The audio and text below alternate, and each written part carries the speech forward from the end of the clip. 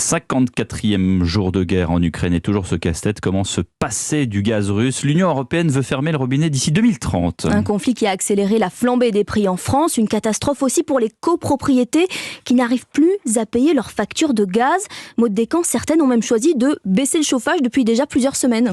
Oui, c'est le cas dans cette copropriété parisienne qui a vu sa facture augmenter de 77 000 € l'an dernier.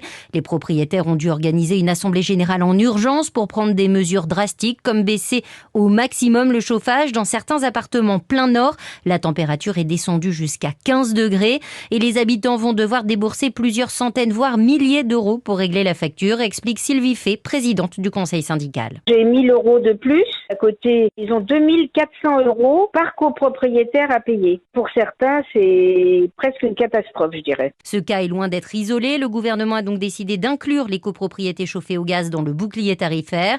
Mais il faudra attendre le mois de juillet pour recevoir la compensation financière, ce qui pose de gros problèmes de trésorerie, estime Olivier Safar de l'Union des syndicats de l'immobilier. Certains de nos confrères nous ont dit que fin du mois de mars, ils n'ont pas pu payer les gardiens ou les gardiennes parce que le prélèvement du gaz est venu avant le paiement du salaire de la gardienne.